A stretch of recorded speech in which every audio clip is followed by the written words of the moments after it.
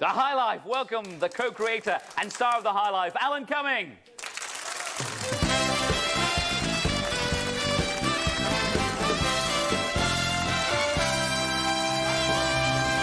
Make yourself comfortable. Thank you. It's got to be one of the shows where, for the first time ever, the theme tune and the opening title sequence is as popular. I don't want to say it was the best bit there, Alan. No, it's not. But was that good fun to put that together? Yeah, we wanted to make it, the title sort of say what the show is going to be like, the sort of theme and the feel of it. So that's why we kind of went a bit mad and had that mad dance routine and stuff like that. So yeah, people say they love that best. The 28 minutes in the middle are the problem. But it looks good fun to do as well. I mean, dancing abilities there that I didn't realise you possessed, Mr. Cumming. Well, a lightness of foot. Yes. See? More than a pretty face, Ross. But only just. It was good fun because the lady who choreographed it used to be one of the original Hot Gossips. She's called Carol Fletcher, and she was a gas. Yeah. And we wanted to do all those things like that, you know. All those hot gossip. And we had dog collars and things like that and funny bras, but they wouldn't let us. So. Just at weekends. Stop it. Yes. So, but I mean, because you've done a bit of, I mean, obviously with the West End stuff, which we'll come to in a moment, but you're able to bring a bit of that into the dancing there, were you? Yes, a wee bit of it. Actually, when I was in cabaret in the West End, I don't know, that must have been the last time I did any moving. Yes. In that way. And when we came to the High Life, there's a bit which is on there that we end up going like that. Oh, right, at the end, yeah. Yeah, and I kept getting confused. When we did the dance bit, because in cabaret, at the end of Tomorrow Belongs to Me, I used to go like that. Yeah. And so when in the High Life, which you actually see if you freeze frame, if you're a sad enough person to want to do this at home, you could freeze frame your video and you see me going like that. I got it wrong. So it's sort of like Hitler meets Camp Old Air Steward. We'll be doing all that this week. Yeah. Now, it has to be said that we've worked together a couple of times. Now, I think the second time that we worked together, we were doing a show in London, and I was the host of the programme, yes. and you were the man who cleaned my car. And since that day, this man's gone on and got Olivier Awards, you've got a part in the new Bond movie, you've done West End, and you're here now. And I'm here, really, yes. I kind of says it all. Careers plummeted towards Pebble Mill. But I mean, let's talk all about roads were leading here, though. I could see the signs. What about the ideas then for the High Life? Oh well, we. You know, Forbes and I, we used to... That's Forbes Masson who stars in it with you. Yes, who's the other one. And, I used to live in Glasgow, I live in London. Forbes still lives in Scotland. So we used to, and still do, spend a lot of time going up and down in the shuttle to Scotland. And, you know, while we were whiling away the hours, we used to just look at the air steers and have a laugh. And they're all so funny. They're a good, you know, they like a good laugh as well. Yeah. And also it is such a surreal job serving people cups of tea 35,000 feet up in the air before we even start making tacky jokes about it or kind of, you know, bum gags. There's lots of funny things going on already. So. And seeing someone like Siobhan Redmond, who you don't imagine playing comedy, but she plays it really well, doesn't she? Yeah, well, everyone says that. Because of Between the Lines, they think, you know, oh, how amazing, Siobhan. But she can do that. But she's done it for ages. She's fantastic. She used to do the sort of cabaret thing with Liz Lockhead. You know that? She's a playwright and a poet. And I suppose that was one of the first things Siobhan did. And I worked with her in 1985 in my very first job in Macbeth at the Tron in Glasgow, and she was Lady Macduff. So I've known her for years, but I always think of her as much more of a funny person. And she is. The thing that I've always admired about you, well, also I'm jealous as well because you're the only guy who can get away with all these things because you've been in like Take the High Road, yes. and then you go off and you join the Royal Shakespeare Company, and then yes. you go and do comedy things like The High Life, and then you do Hamlet. I mean, you seem to be able to do absolutely anything and get away with it. No one says, "Oh, he can't do that because he's a comedy star." Well, first of all,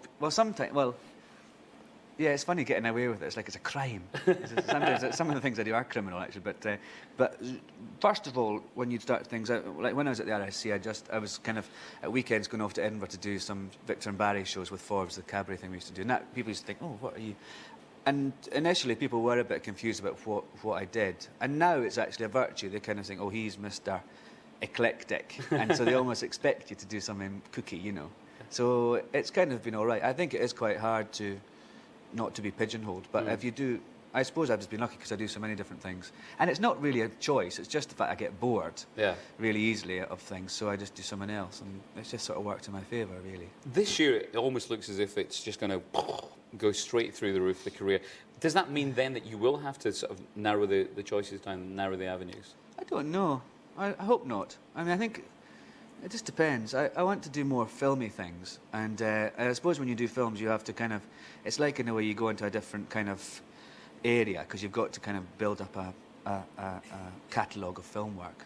And so inevitably that kind of leads you going to America more as well, which is, you know, it's all right, I suppose. It's all right. Yeah. Hollywood's all right. Well, you know, in small doses. I think everything in small doses would suit me fine. It's the idea of doing something, same thing for ages. And also I think, you know, going to America doesn't mean necessarily going to do good work. You know, there's lots of crap. Oops. Sorry, you're allowed to say crap on Pebblie Mill. I think so. I think you have twice. Yeah. There's lots of not nice films made there as well. You know, Yeah. the quality. I'd rather just do quality work anywhere than go somewhere just because that's the career route you're supposed to take. Because my career route has been quite unconventional, I suppose, because it's led me here, for example. Very unconventional. But Cabaret as well. Now, mixing that in with Hollywood as well, because Tom Cruise came over to see Cabaret and there was a big hoo-ha in the papers about that. Hoo-ha and how do you do? Yeah, well, it was one of these shows that, you know, anyone who was in town wanted to come and see it for some reason, and partly because... I thought you were going to do a ventriloquist act. I've got all the gear. Oops. And people would... There was chairs in the audience and tables where the audience sat. They were part of the club. And so there was a sort of house table where all celebs always sat. And sometimes I was the MC, I would kind of torment them. And I got all these faxes and messages from Tom Cruise's management and all that, and from all the theatre management saying, don't go near him, don't touch him, don't speak to him, don't be rude to him or anything, and especially don't get him up to dance, because that's what I used to do. So that, of course, was like kind of make me feel like this. But it was even on the night, they were going, no. But I just went up, when the bit came, and they were like, he was like, you know, the poor guy, he was absolutely petrified. And I just went over and said, oh, well, I'm not going to dance, I'll just cruise over here and get somebody else. Subtle. Comic Relief coming up. You're involved with it? I'm wearing the Launch Comic Relief today? T-shirt, TCC, Yes. which is a special kind of T-shirt this year. It goes yellow in the heat. It's actually yellow already because I'm incredibly hot, if you know what I mean. I think we do that. Would you read that? And this bit's yellow as well. And it's on March 17th. And you can buy a red nose, which also goes pink or yellow in the heat. And they didn't give me any today because they forgot to put them in the bag. But I've got a cold, so I've got a red nose anyway. And if you don't want a red nose, you can buy one of these wee, rather subtle red badges and car things and everything. So what's different about Comic Relief this year? Well, I don't actually know. It's probably the same as last year, except 2 years ago. 2 years ago, but there's more exciting things on. Yeah. It's on March 17th, which is St Patrick's Day. Well, I hear there's going to be Torval and Bean. Oh, those things, what we're talking about, yes. Yes, Torval and Bean. Mr. Bean is going to do take over from Christopher Dean and skate with the other one, Jane, Torval. Yes. And, yes. Yes. Her. And Victoria Wood has written a thing for her and Dawn French, which I'm very much looking forward to. And I'm in this thing called Oliver 2, which is a sort of spoof thing written by Richard for Weddings and a Funeral, Curtis, about what happens to Oliver when he grows up. And I mean, amazing cast involved in that. Yes, there was heaps. There was Oliver Reed and Jeremy Irons and Dame Dana Rigg. Yes. And Pauline Collins and Ron Moody, who played Fagin in the movie of Oliver. He came and played Fagin again. Oh, in fact, there we are on the telly with... Is that Oliver's real nose? Yeah, that's right. That's Oliver before coffee in the morning. And yes, he was a gas. And there's loads of people. And Ron Moody brought the same wig that he'd worn in the movie. Really? He still had it, yes, rather bizarrely. He kept it, so it was great. So that's all happening on and today is the launch of Comic Relief worldwide. And so if you want to get involved at home, you can watch tonight at 7:40 and 9:40 or something like that on BBC One. There's 2 special programmes telling you where to send away to get the information pack so you can do your own sponsored things and get involved. And you can buy your red noses now, can you? You can buy your red noses in Burger King, WH Smith's and Oxfam. They told me not to say that, but there I've said it. And they cost 85p, and they're very, very good. And you should try and buy them because they're a bit worried they're going to run out this year because there's been such a demand. So try and buy them ASAP. Right, I can't let you go without asking you about the new Bond movie, GoldenEye. Yes. You've got a role in it. It's top secret. I can't say the words. Might have to kill me. No, tell me about the Bond movie quickly. Well, it's Pierce as James Bond, and it's very, very complicated. It's just I could hardly get. How did you get the role? Oh well, that was like a Bond movie in itself. I had to. You were summoned to this kind of secret address, which I never. It's like normally when you go for film interviews, you go to the same places, but this was this funny, different place, and you weren't allowed to have a script. They kind of told you a bit about the story, but it might be that, it might not.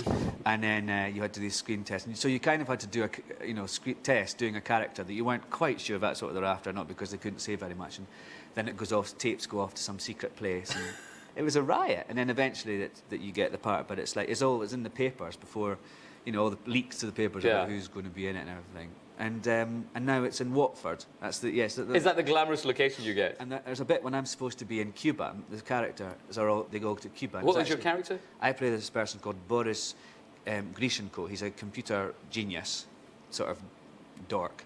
And strangely enough, they've given me that dorky role. And they're all going to Cuba for this kind of the denouement of the films in this big computer place. And it's been shot in Puerto Rico, but because I'm in a bunker, I'm in Watford. And it served you right too. That's showbiz. Man's far too talented for his own good. He is Alan Cumming. Thank you.